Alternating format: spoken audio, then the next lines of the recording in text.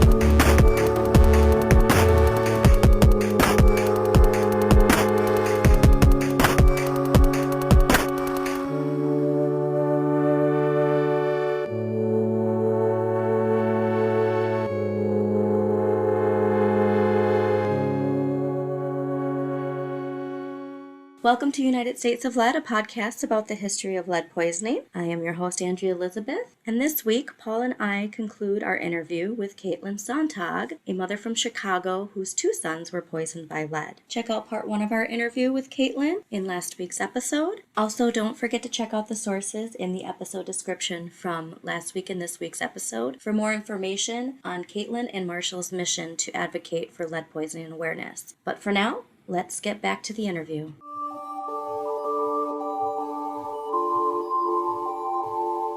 Mark, who we interviewed, he let us know about someone who has created geotextiles. Our understanding was this, like, not eradication, but I would say removal, like a overhaul, overhaul of our relationship with lead. You know, he's a scientist, and he presented a pretty convincing, sober argument of you can't get rid of it. You just can't get rid of it. But he basically said you gotta, what was it? It was map it and cap it. Yep. You gotta map it, you gotta know where it is, and that's like everywhere. Public knowledge. Mm-hmm. We all know what's going on with this. And then Andrew was saying there's a geotextile, and you just need about 10 centimeters of soil on top of that, just so that there's this barrier. But if you map it, then you know if you break into it, then, oh, well, we're gonna have to recap this like you would with, I don't know, a gas line. It's just it would be another factor of civil maintenance. That makes it sound so simple. I mean, like you're saying, it would cost a lot of money. And I don't mind saying this, we need to get someone hungry for this industry to be like, it's essentially, we need to capitalize it. You'd be a glorified, heroic landscaper. And I think we have at least a dozen people in this country that know how to landscape. So 3 or 4. There are literally dozens of people. I think we can do it. It's just, there's so many levels to it. You know, it's in soil, it's in paint, it's in jewelry, makeup, candy. It's stainless steel cups that kids drink out of. It's everywhere. It's everywhere. If you go into, you know, if it's in our homes, it's in our schools. If it's in our schools, it's in our prisons. It's just a whole thing that I can't even begin to get into. You know, we send people to prison to be rehabilitated and they're being poisoned. It's the revolving door. And that's one of the biggest, I think, Loyola University, like one of the whole repeat offender likelihood when you have been poisoned is dramatically increased. Where would your change be if you had to start? Like regulatory, like politicians, TV shows, like where would be the first big impact you would? I think it starts with awareness. Okay. Try not to go down the rabbit hole of shoulda, coulda, woulda, had I known. But I mean, had I known the risks, you know, even the people who do know, you know, well, don't eat paint chips. Okay, but what happens if we do? What happens? Yeah. You know, I don't think people are fully aware of this isn't just, oh, well, that person's crazy or acting, you know, out of character. Yeah, they don't have empathy or whatever is the cliche of boomers. Yeah. No, and I'm the person that let me hear that. Go ahead. And I have literally turned around at the grocery store and said, hey, do you have any idea what that means? Do you have any idea what you're saying? Because he ate lead paint chips. How does he look?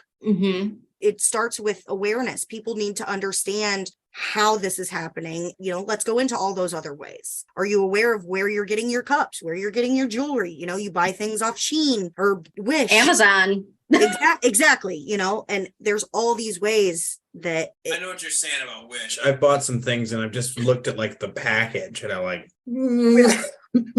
things that are literal. There's the caution there. This may cause cancer. Yeah. See, and that's what we do. That's the idea of awareness, is that Prop 65. That's okay. It's on you now. And that's where, we always bring this up, is we're the child in society and government and corporations are the parents and they're failing. That shouldn't even be an option for us to purchase these things. Exactly. But they're cheaper. So yeah, exactly. Gotta go that route. Doesn't matter if we're poisoning you in the process. Mm-hmm. Okay, so this was 7 years ago. If you could give like a little day in the life journey from then to now, just so people can have an understanding of what this is like for your experience and your children's experience. Up until, I would say, 2 years ago, which is a really hard timeline to put on, because what was happening in the world 2 years ago that affected everyone. Yeah. But that's when we really started noticing, in his defense, he did go from half day kindergarten to a full day of sitting in front of the computer e-learning. That alone was a huge adjustment. But I remember at that time sitting there and looking at all the other little kids on the screen. I mean, they didn't look thrilled, but they were there. And I would look at Marshall and he was hiding under the couch. He was standing on his head. He was doing cartwheels. He was doing flips. And I just remember being like, why can't he just sit like the other kids? Why is this so much harder for him? Mm-hmm. And it just snowballed from there. When they went back to school, he couldn't stay in the classroom. If there was something going on, he would just get overwhelmed and he runs. He's fight or flight. And that has put him into some very dangerous situations. He has almost run in front of cars. He has run out of his school and across the parking lot before someone gets to him. It has been a huge adjustment, trying to figure out how to support him in the best way possible, fighting to get his IEP, because even in the medical field, people don't understand lead poisoning. They don't get it.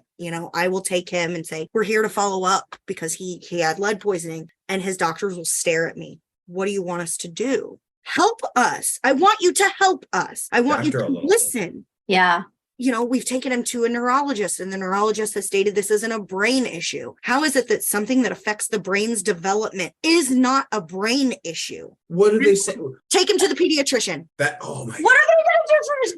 They don't even have an argument about like why it's not. It's just, they're just passing you along. Or even a referral to somebody who does know. And we live in Chicago. The waiting list is, he's been on, I don't even know how many, to be honest. Yeah.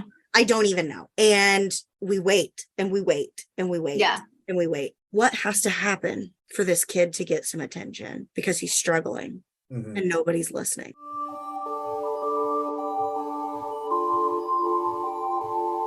He now has a one-on-one aide at school when he returns to school, because he is participating in a partial hospitalization program. We're desperately trying to support his ADHD, and he also has a mood dysregulation disorder, trying to figure out what is working for him and what isn't working for him, because at this point, we really don't know. It's from 0 to 100, not even 10. He goes from 0 to 100 at the drop of a hat, and we just don't understand why. I'm still baffled by a neurologist who's in shock. The base understanding of this is that it rewires your brain.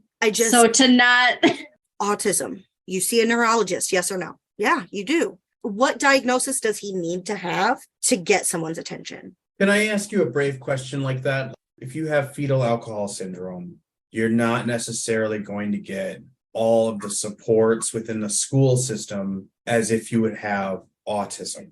You know where I'm going with this? So yes. Hypothetically, is there a parallel diagnosis that gets more attention or more support? That's the thing, is maybe if he had that autism diagnosis, he would get those supports. I'm not ever saying that I would wish that diagnosis. No, That's why no. I'm saying this is a brave question, and I'm sometimes I've called my doctor and said, like, can we reclass this visit as something else, because then it's 80% cheaper. Like that's just the world we live in. Yeah, we had to fight and struggle to get any diagnosis.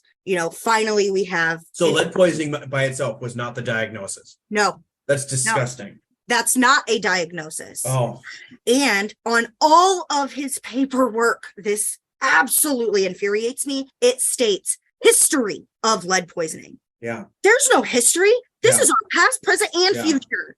Mm-hmm. This does not. It's not in the past. Yeah. Away. Oh God. Just because his levels are normal doesn't mean that the damage wasn't done. The damage. May I ask what? He's under 3. He's under 3. Okay. Under 3. My oldest son, who lived in the home the entire time, had a lead level of less than 2 the entire time. So it was not in our water. Yeah. They were not poisoned by lead dust, regardless that it obviously was present. Yeah. God, somehow my oldest son remained, but he was the constant. They checked him throughout. Yeah, for sure. Well, Paul, you brought up something, and I think it's kind of connecting here, like with fetal alcohol syndrome and lead poisoning.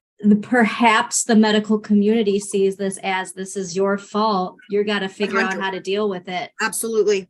You poisoned your kid because you exposed them to this. You got to learn how to deal with it on your own. That is the number one reaction. Whereas other diagnosis, it's like, oh, this is something that's there outside of your control. Yep. Mm-hmm. And this caused a lot with my marriage to the boy's dad.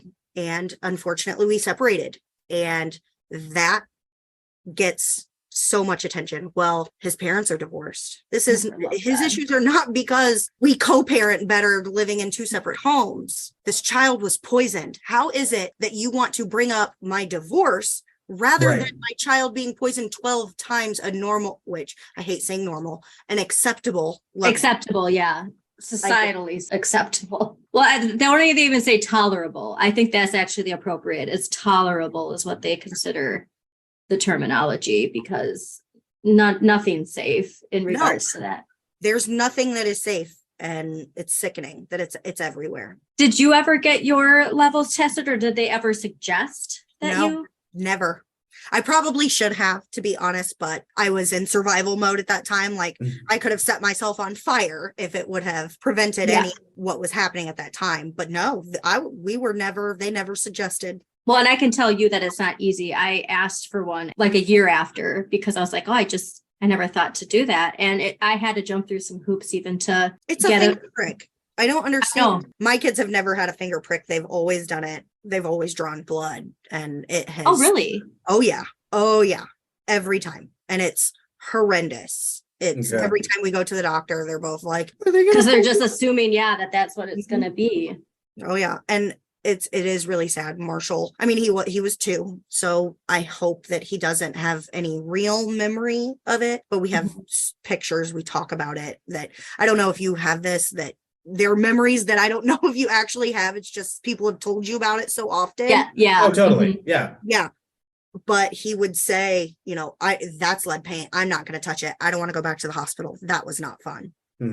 He was 4 years old saying this, and he can detect, like, he can recognize the way that it chips. He has actually asked, should we put a letter on their door to tell them? Real big heart. He chose this past year, they had to pick a writing project. And so it was encouraged that they pick something that they're interested in, that they know a lot about. So the kids were picking Minecraft and Fortnite and blah, blah, blah. Marshall chose lead poisoning, and he did his whole project on how you get lead poisoning and what happens when you get it. And, just all of the different aspects of it. That was his choice at 8 years old. Okay. I was just going to ask, because I'm terrible at math. Okay. So he's 8. He just turned 9. He just turned 9. Okay. He just turned 9. He will be very upset if I don't mention that. It's a big deal. Mom, I'm not 8. Go. Well, I think you just pointed on something that is important for this awareness, that we do need people who, not, people just like us who are saying this is important to talk about, or a parent, but people who have actually been physically and mentally go through this who have been poisoned. And I mean, at that age, that's amazing. He's a great kid. He really is. Anyone who spends 15 seconds with Marshall's like, he's so sweet. That is adorable. No, you have a binder. Yes, I actually now have 2 binders because carrying the one around it was getting pretty heavy. Yeah.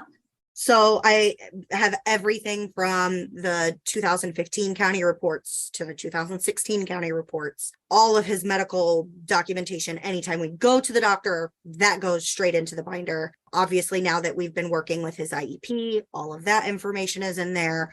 I also have all of the landlord information from the eviction process to our communication, pictures of the home. Just pretty much anything that you could ever imagine is in my binder. Do you get pushback from medical professionals or anyone who's like, I want a copy of this? No, not so okay, far. good. Okay. Yeah, I have done pretty well at just getting everything as it comes in, but I am in the process of trying to go back and get the full complete medical record from 2015 to 2018 or so. It's been a little more difficult than I would have hoped. We tend to get it on like a DVD, and finding things that play DVDs anymore can be really tricky. If you were going to give advice for a table of contents, like what are things that you have to make sure? Because it seems like this binder it's an important tool. It's a source of empowerment for yourself, a source of empowerment to share your story with holster. It's concrete evidence. It's absolutely. Absolutely. You brought the receipts. Yes, that's what it is. You brought the receipts. So I really have been toying with the idea of digitalizing it because that was my next question. Was for sure. They're heavy. It's heavy. Marshall's IEP alone is over 100 pages, but I have it divided up into a medical binder and then more school education. Gotcha. So I've got like our story. So that has, all of the news articles printed out. Anything that I've written about our story is in there. I have a section of history. So I have used a lot of the resources that you guys have put up. So thank you very much. Keep them. Oh, yay. Yes. Legal. So anything regarding the eviction or us moving forward with a lawsuit. The 2015 report, the 2016 report, his medical documents from 2016. But yeah, it has definitely come in very, very, very handy because receipts are always good. You know? Yeah. Well, and I'm imagining you work so much with the press and you're successful on social media, but I also just imagine if it was more digitalized. Frankly, it just sounds like you're creating a storyboard. It seems like a really important tool that I didn't know about. Andrea, I feel like we've been let in on like this cool mom circle of really powerful people who I'm not in this circle. So I appreciate you, opening the curtain and absolutely letting us chat. I mean, when this happened, I said, Marshall will be the last kid to go through this. Wow. Unfortunately, that didn't happen. Yeah. And but that conviction is really, you can feel it. I am determined to make a change. You did bring up a good point, Paul. This is circling back right to where we began with, we need to make this trending. Yeah. As simple as a video of a child near a windowsill who grabs snow and eats it, and then explaining what happened at like text over it of what happened, or taking this and putting it into a format like that, maybe not even documentary, but more film-like of, you put people into this world and then, oh my God, this is real. And then juxtaposed to with your actual child showing that this is reality and not just something you heard about in the 1950s. Right. I'm coming to terms with the notion that there may not be such a thing as big lead. And what I mean by that is when a bunch of lawyers got together and they took down tobacco companies, and all of a sudden you can't smoke in a restaurant now. That's weird now. It is bizarre. Yeah. Andrew and I were actually working at a bar when that happened. And it's going to change everything. It's going to ruin everything. Oh, it's going to... And now I just can't imagine how we got through that. But there's no big lead. There's no evil corp that's eating steaks. Well, it was outlawed, don't you know? So so that strategy is not going to work here. Yeah. What is the strategy that's going to work? I fear that it happening to, when it's personal. Sure. Well, that actually, you brought up at the Chicago senator, Paul, that we talked about on the Chicago lead, how it wasn't until his kid had elevated levels that he realized that something needed to be done about the pipes. And that's what initiated Yes, I remember the pipe. But it was only because his child, and even then it's like, how long is that going to take? Yeah. With this one person. What if Marshall didn't get poisoned? Mm-hmm. I don't know if I ever would, Jackson was poisoned and this was brushed under the rug. This was completely brushed under the rug. Yep. Had Marshall not been poisoned, which obviously I wish, but would I know about everything that I know now? I don't think I would. I think we would have continued living our lives, and I never would have thought twice about lead poisoning or lead paint or anything. Mm-hmm. It's so easy for me to sadly forget how high Jackson's levels were. They're 30 compared to 60. So, I mean, yes, it wasn't as high as Marshall. 30 is still astronomically high. Yeah. Yeah. By sharing our story, I have parents, most moms, but parents coming to me and saying, my child's level was high. And I say, oh, how high is it? And they'll say 6 or 9. And it's so hard for me to remind myself that is still high. Mm-hmm. That is high. Safe level. There's no safe level. The link between ADHD and, has anybody ever said, well, has your child been exposed to lead? No. When they get this diagnosis? It's everywhere. I think almost everyone. Yeah, absolutely. In something. Yeah. Okay. So I have a question. How did you shift or evolve from rage and anger over how this happened to the activism that you're doing now? Obviously, yes, you still have anger and frustration, but you're able to actually speak about this in a manner that people can gravitate towards. Absolutely. Yeah, I do get angry. It's a hard thing to stay focused on what is truly important. And for a long time, we wanted that justice. We wanted somebody to be held responsible, someone to be accountable. And we talked to lawyer after lawyer after lawyer, and we got nowhere. And it was so discouraging. And so we finally have just accepted that it is about the change in the awareness and hopefully stopping this from continuing to happen. Hearing about Jedi had a lead level 16 points higher than Marshall is so hard to accept. It has been 7 years and this is still happening. And these babies are not getting a lead level of 4 or 5, 76. Yeah. It's really hard.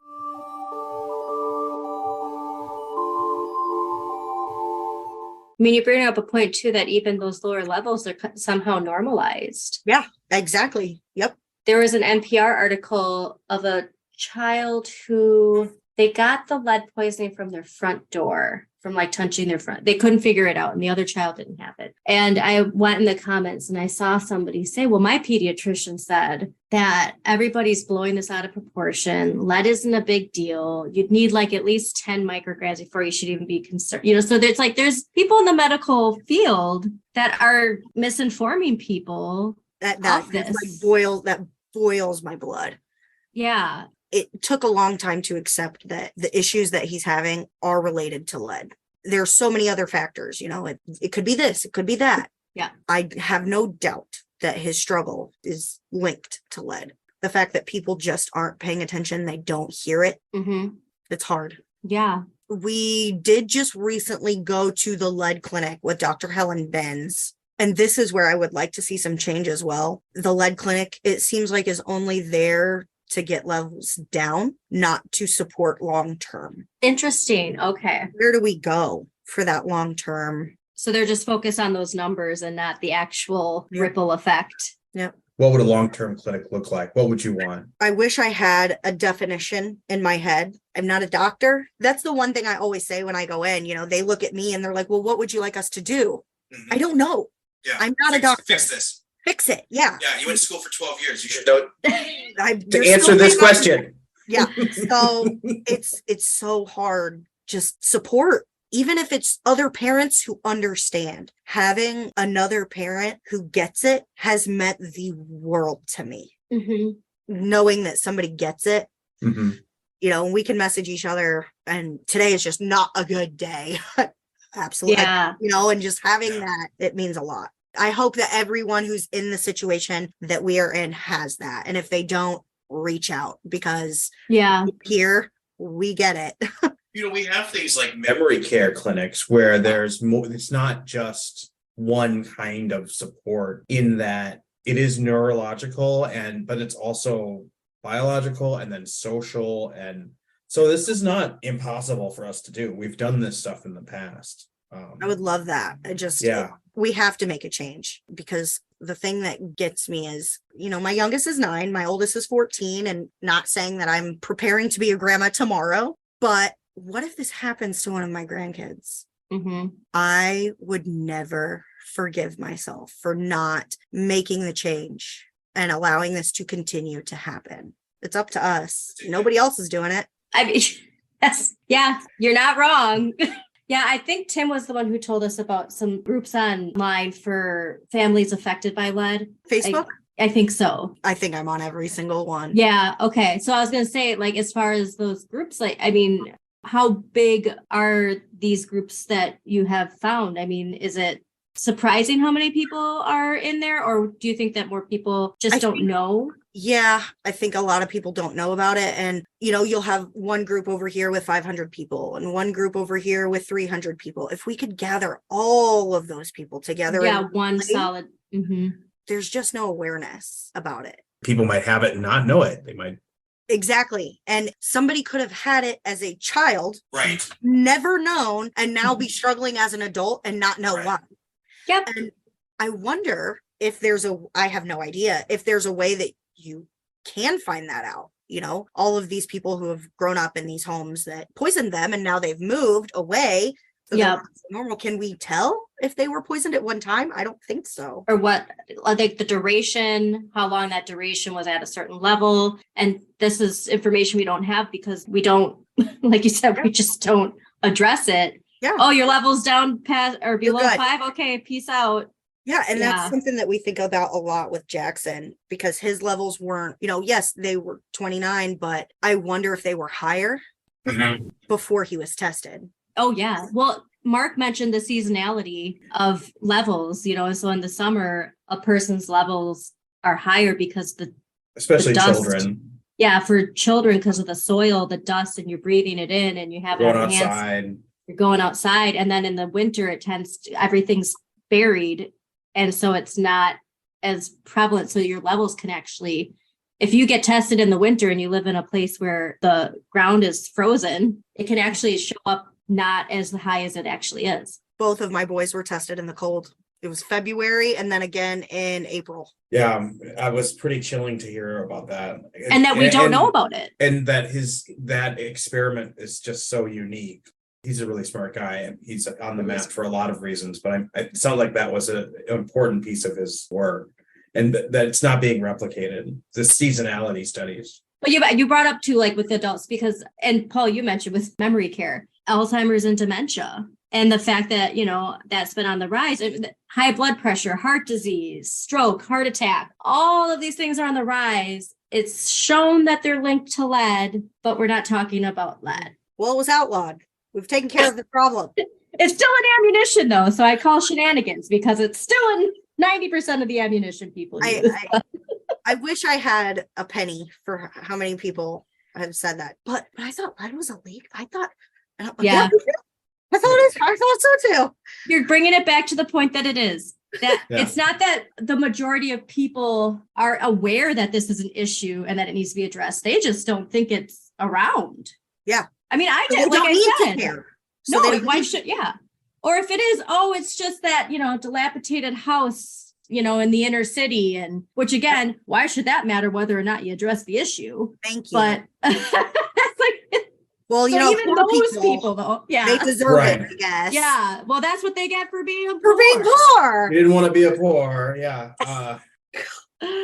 Wish I not be poor anymore. That would be great. Yeah. And it's very sad that schools aren't equipped. That's a whole nother thing that we could get into. Yep. His school just isn't equipped for this. The choices are for him to go to an alternative school. Okay. Mm-hmm. That's not what's in his best interest. So it's hard. It's really hard. Well, I'm hoping, I love too that it sounds like he's advocating at such a young age, and I hope to see more of that. for all we know, Marshall could really be a turning point in this as someone who not only went through this as a child, but can speak from their personal journey through this. And yeah, thank you for doing everything that you're doing to not let the anger and frustration consume you, but to transfer that into getting attention for this issue that everybody needs to know about. Absolutely. Absolutely. Something has to happen, when these houses are being sold, something's got to give here. Yep. And when Paul and I brought up with the landscape, like if, the map it and cap it, we map it, you can't buy or sell something unless this is taken care of, like full stop. You know what I mean? Like there's insurance to fix your roof or your windows for storm damage. Why do we not have that for lead? Yep. A flood or a fire. Right. Exactly. Yep. But we don't have it for lead. Exactly. That is what happened with cigarettes is the holdouts for stopping people from smoking inside happened through insurance companies. They were just like, we're just not going to insure your building if you have people smoking in here now. And I'm just wondering, like, how do we get insurance companies to like, well, we can't finance this home unless you map it and cap it, like, and then like we need everyone's lead levels to go down in this area so that there's less this, we pay less. I don't know how to get that started. Obviously everything revolves around money. We all know that. Yes. Yeah. And what infuriates me is when all of this happened and I went to the children's mother who lived in the building and I said, all I care about, please just get them tested. These babies had been in my life for 4-5 years at this point. All I cared about was making sure that they were okay. The mother said to me, oh yeah, they've been tested. Their levels are 0. They're not 0. I can guarantee they're not 0. Yeah, because I can guarantee they're not 0. No human being's level is 0. No, exactly. And they still live in this building. Those kids still live there 7 years later. Yeah. Well, money speaks. I think we need to address capitalizing this, make it part of insurance. You got the landscaping company that's able to make a new job and make money off of that. And the agenda is to come up with high-end, elite level obsidian crystallized lead testing equipment that is sold by Gwyneth Paltrow. And make it super cool. She's on trial right now for some fucked up shit. So let's not put Gwyneth Paltrow. Yeah, not Gwyneth. All right, Gwyneth is out. Okay, she is out. Jennifer Aniston. Everybody loves Jennifer Aniston. Okay, yeah, she's pushing like collagen stuff, so we can get her on board with this. But you know what I'm saying is like make it like classy to like get your kids tested. Love that. Well, I mean, we were talking about we get tested for stuff all the time. Me being a vegetarian, they forced me to take a blood test to make sure that I had certain stuff, but I asked for a lead test and they're like, yeah, no. When I find out how inexpensive it is, it's even worse. You're checking my blood pressure. I have high blood pressure. Without hesitation, you should be testing my lead. Yeah. Because it's part of, you have heart disease, you have, an elevator risk or this or that. Without even hesitation, it should just be, okay, go get that done. I don't understand why it's so hidden, why it's so shh, we don't talk about it. Like, it's not Bruno, it's lead. Come on. Yeah, that's literally the reason. And when Andrea asked me to join, like, that was the reason I'm like, I don't understand why we can't kick this addiction. Like, why we can't just live in the reality of like, maybe there's a better thing to put into this toothpaste. Yes. Are they trying to dumb us down? Okay, yeah. So if we want to talk about a conspiracy, I'm like, if I had a magic wand, one of like maybe the 10th or 12th thing I'd wish for is to get rid of the term conspiracy theory, because like there are real conspiracies and you have to theorize about them. So like anytime you say, is this a conspiracy theory?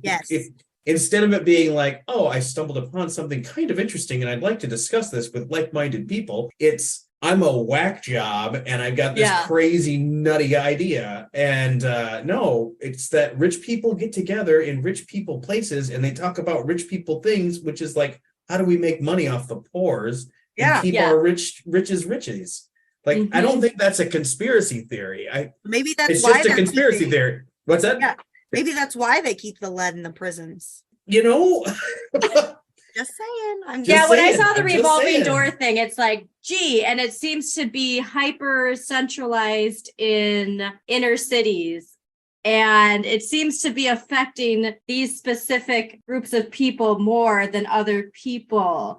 They rationalize that there's no possible way, if it's that bad, there's no possible way that we could have it in a society like this. That's the rationality that I think a lot of people have. And then you look at the issue we're having with guns right now. And it's like, well, that's in your face insanity. And somehow people are still rationalizing that. So That's a really great analogy. which also There's contains that. so much energy being put Don't even get into we cannot have a discussion about this. We cannot discuss this. Which is why we're discussing it. Yeah. And I thank you so much for your time. And I thank you also for doing what you do. It's not easy to allow yourself to continue to have this on your mind. You know, I mean, a lot of people, I think another issue is that people want to forget it. They want to just move on, if you will, when something hard happens. And it takes a lot of courage and love for you to do what you're doing.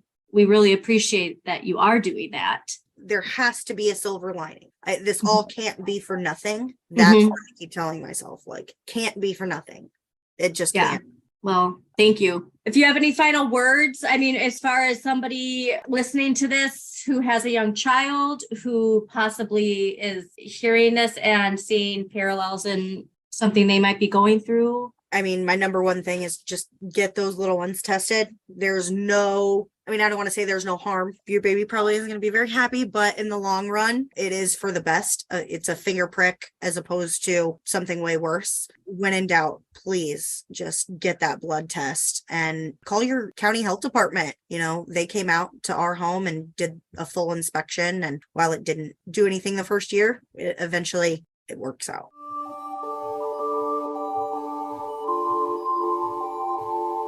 Once again, our sincerest thanks to Caitlin Szontagh for taking time out of her schedule to talk with us about her experience being a mother of 2 children who were poisoned by lead, and for really inspiring us with Marshall's advocacy and her advocacy to spread awareness of lead exposure. This is our last episode for the season. We will be back in the fall with more episodes of the United States of Lead, including interviews. If you want your story shared, please email us at unitedstatesoflead@gmail.com. We look forward to talking to you all in the fall. Have a great summer. Thanks, everybody. Thank you for tuning in to United States of Lead, hosted by Andrea Elizabeth and Paul Kramer. Just a quick disclaimer, Andrea and Paul are not experts in lead poisoning. We do ask that you check our sources and read up a little bit more on your own. Thanks again for listening.